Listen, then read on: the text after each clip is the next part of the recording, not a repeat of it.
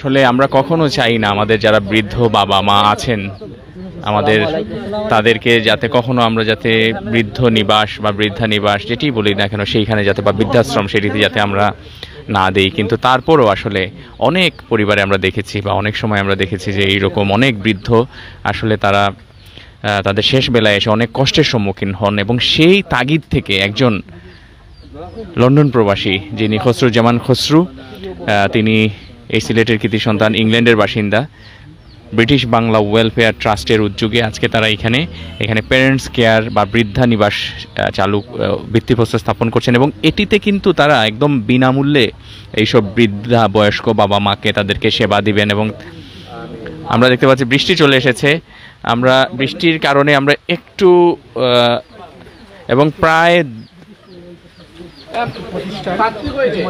এবং আমরা খসরুজ্জামান খসরু ভাই তান মেয়েরে লইয়া দিয়েছে আমরা বিভিন্ন আসলে যে আত্মমানবতার কল্যাণে বিভিন্ন কাজ করা।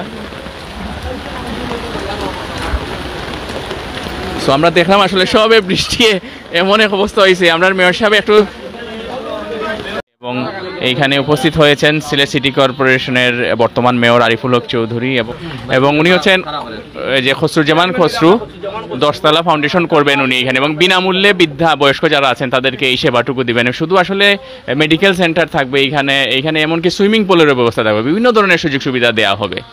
তো এটা আসলে তার এবং তার ট্রাস্টের উদ্যোগ। মাননীয় মেয়র, আপনার কাছ থেকে শুনতে চাই এই যে সিলেটি একজন মানুষ যে এইরকম একটি করছেন, যদি আমরা চাই কোনো বাবা মাকেই যাতে এইরকম বৃদ্ধাশ্রমে না আসতে হয়। ধন্যবাদ। আজকের এমন বৈরী আবহাওয়ার মধ্যে আমরা এই একটা মহতী উদ্যোগে ভিত্তিপ্রস্তর স্থাপন করলাম, কিন্তু আমি একটু আগে যেভাবে আপনি প্রশ্ন করেছেন এই কনসেপ্টের সঙ্গে আমি একমত না, কারণ আমাদের ফ্যামিলি বন্ডিংটা ছিল অনেক স্ট্রং।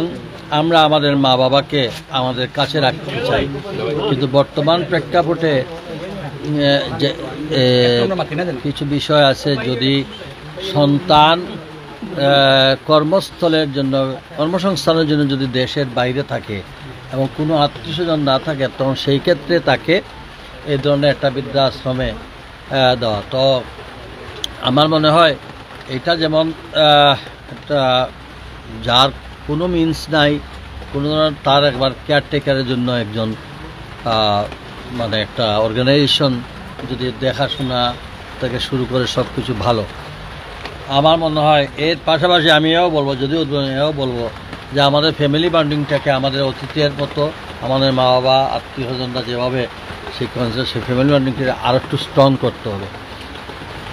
এখানে যারা আশ্রয় নেবে, যাদের ফ্যামিলি কোনো ধরনের নাই এবং অনেক সময় পথে ঘাটে বিভিন্নভাবে মানে অযত্ন, তাদের জন্য এটা ডাজ নট মিন যে আমি মা অসুস্থ হয়ে গেছেন, বাবা খুবই অসুস্থ প্যারালাইজ, তাকে সেবা করতে পারবো না, আমি দিয়ে দিই আরেকজনের। আমি এই কনসেপ্টে আমি বিশ্বাস করি না। আমি মনে করি এটা আমাদের ধর্মীয়তেও না। আমরা আমাদের যত সময় আমাদের সামর্থ্য বা আমাদের মা বাবা, তবে তারা যে ট্রাস্ট করেছে, ট্রাস্টে তাদের আমার যতটুকু আমি বুঝতে পেরেছি, এই ট্রাস্টে যাদের কেউ নাই, কোনোভাবে তাদেরকে হেল্প করার কোনো লোক নাই, তাদের জন্য তারা এগিয়ে আসছেন। এবং আমার মনে হয় এইটাতে যার যে অবস্থান আছে সেই অবস্থান থেকেও কন্ট্রিবিউশন করা উচিত। কারণ আপনিও যখন দেখবেন না একজন মানুষের যদি এখানে শুনলাম হেলথ কেয়ার থেকে শুরু করে তার অন্যান্য সব ধরনের ফ্যাসিলিটি, ফিজিওথেরাপি সবই, তো সেটা আমার মনে হয় একটা ভালো উদ্যোগ। সেই উদ্যোগে যারা অংশগ্রহণ করবেন তারা নিশ্চয়ই পরকালের জন্য তারা কিছু করে যেতে চান।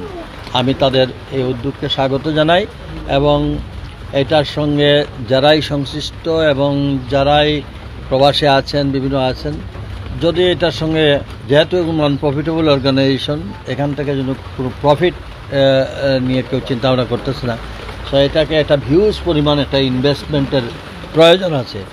সেই ক্ষেত্রে তারা ট্রাস্টে থেকে দেবেন এবং কোনো যদি শুরুতে কোনো ব্যক্তি এগিয়ে আসে না, মনে হয় এতে তাদের কোনো আপত্তি থাকার কথা না।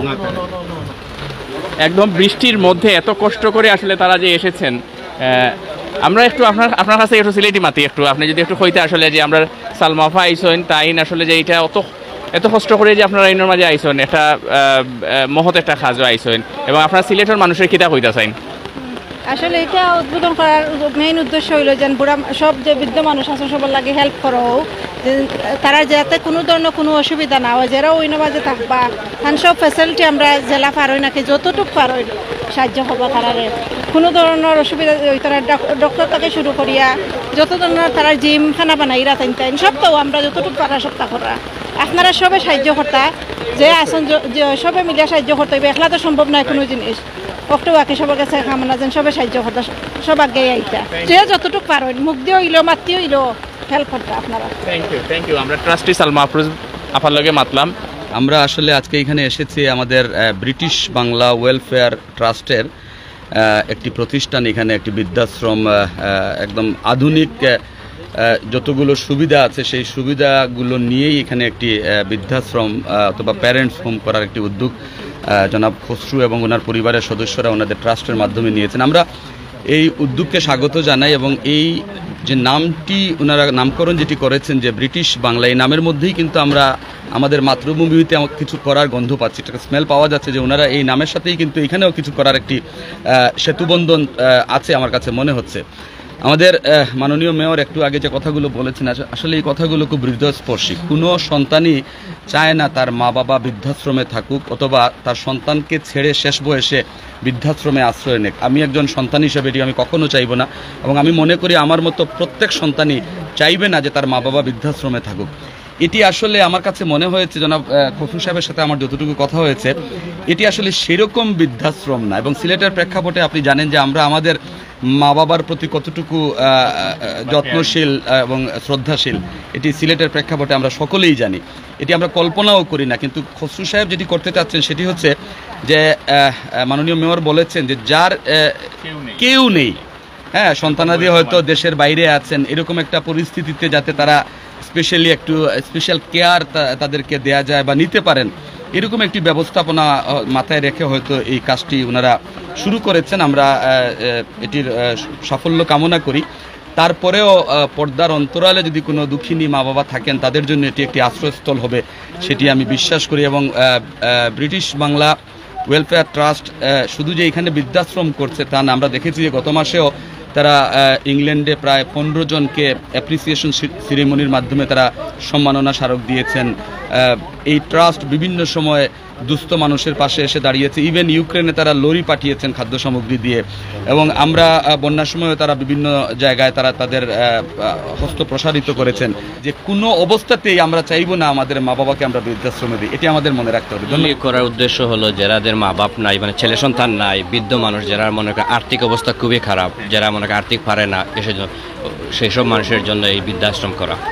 আর আমরা মনে করেন বাংলাদেশের বিভিন্ন জায়গায় বিভিন্ন করে থাকি, যেমন সুন্দরবনে আছে, আমরা মনে করি যারা যে সাপে কামড় দেয় এরা নাই ফ্যামিলি মনে করেন লুকাফরা করতে পারে, আমরা ওদেরকে ইজো করি। এর বাদে সুন্দরবনে মানে বাঘে যদি খায় মনে করেন জামাইকে খেয়ে নিচ্ছে, ওদেরকে আমরা জো করে থাকি, বুঝছেন, অসহায় বিধবা যারা এদেরকে জো করি। আর এটার উদ্দেশ্য হলো সিলেটে করার উদ্দেশ্য হলো মনে করেন সিলেটে কোনো বৃদ্ধাশ্রম নাই, অনেক গরিব আছে মনে করেন মুসলমান বলেন হিন্দু বলেন এরকম নাই যে খালি মুসলমান হতে হবে। আমাদের এখানে উদ্দেশ্য হলো সবার জন্য, এটা সবার জন্য। এই মহতি উদ্যোগ খসরু ভাই সহ যারা ওনার সাথে একতা পোষণ করে এই উদ্যোগটা নিয়েছেন, আমি তাদের উদ্যোগকে সাধুবাদ জানাই, তাদেরকে ধন্যবাদ এবং মোবারকবাদ জানাই। তবে আমি আমার মেয়র মহোদয়ের সাথে একমত পোষণ করে বলতে চাই যে আমরা যারা ছেলে সন্তান আছি, আমাদের মতো ছেলে সন্তান যা মা বাবার আছে, এই ধরনের মা বাবার জন্য এখানে আমরা ছেলে সন্তানরা না দেই।